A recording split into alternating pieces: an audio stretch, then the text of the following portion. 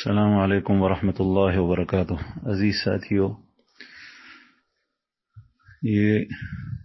پختونوں کے اندر ایک غلط رسم ہے، وہ یہ کہ آپس میں بھائی جب سب ایک گھر میں رہتے ہوں تو اس کو وہ اتحاد و اتفاق کہتے ہیں، اور جب کوئی بھائی اس گھر سے نکل جائے اور اس کا کھانا پینا الگ ہو جائے تو کہتے ہیں کہ یہ ہم سے الگ ہو گیا، جدا ہو گیا۔ پھر اس کا اثر یہ ہوتا ہے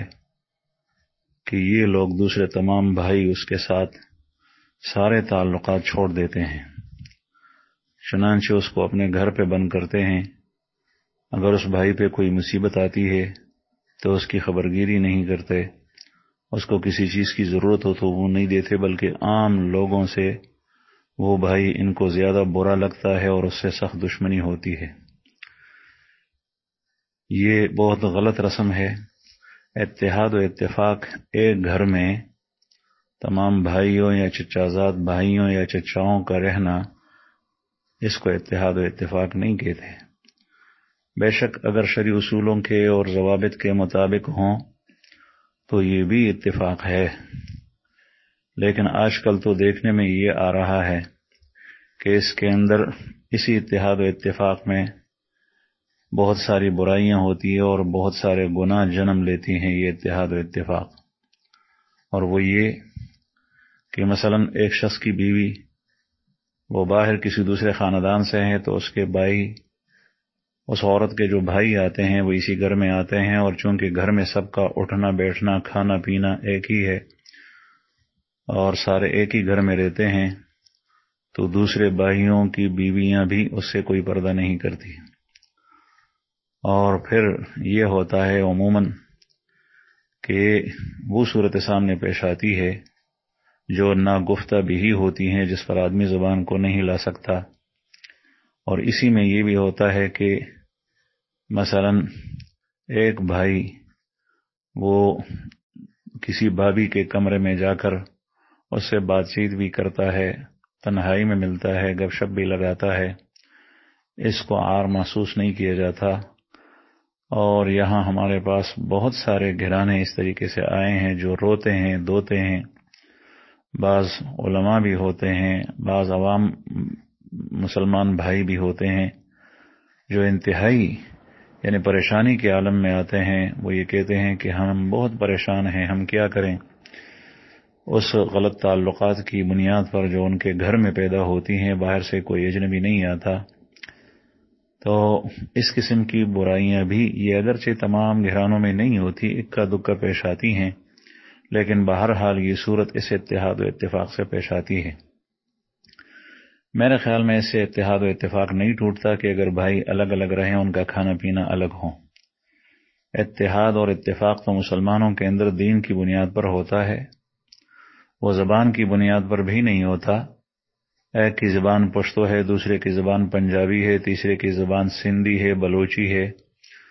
اور آپس میں اتحاد ہو، اس لیے کہ رشتہ اسلامی سب کے درمیان قائم ہے۔ تو ایک گھر سے وحدت نہیں آتی، بلکہ وحدت اس سے آتی ہے کہ دین ایک ہو، عقیدہ ایک ہو، پیغمبر ایک ہو،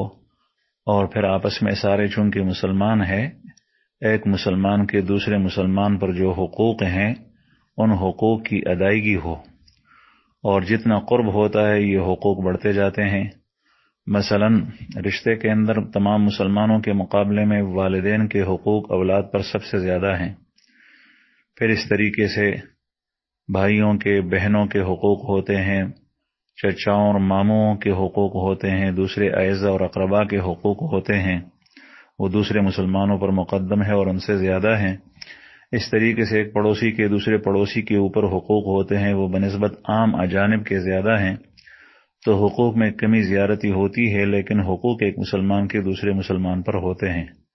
اور رسول اللہ صلی اللہ علیہ وسلم نے تو عام مسلمان کے حقوق 6 کے قریب بیان کیے ہیں۔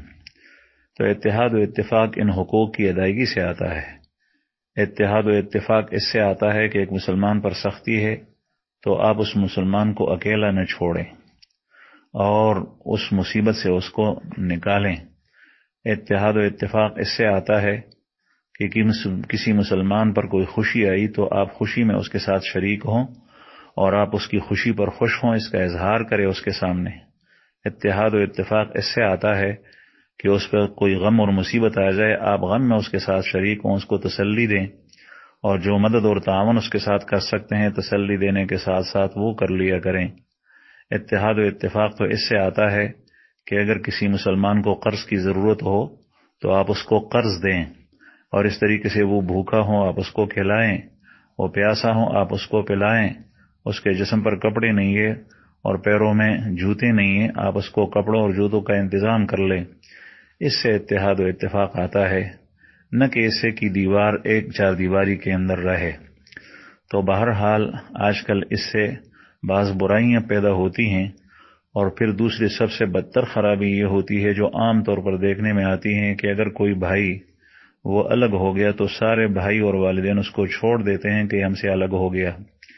اس کا پوچھتے تک نہیں، اس کے بچوں پر کیا گزرتی ہے، اس پر کیا بیماری آتی ہیں، کس مصیبتوں سے وہ گزر رہا ہوتا ہے، تو اس کے بارے میں پوچھتے نہیں ہیں۔ حالانکہ نبی کریم صلی اللہ علیہ وسلم کی ازواج مطہرات، اس کے لیے ان کی الگ الگ کمرے تھے اور الگ الگ گھر تھے، چھوٹے چھوٹے گھر تھے، چھوٹے چھوٹے حجرے تھے، لیکن وہ اب الگ تھے، اور ایک کے لیے دوسرے کی طرف کبھی راستہ ہوتا تھا کھڑکی، اور کبھی آپ صلی اللہ علیہ وسلم باہر نکل کر راستے سے تشریف لے جاتے۔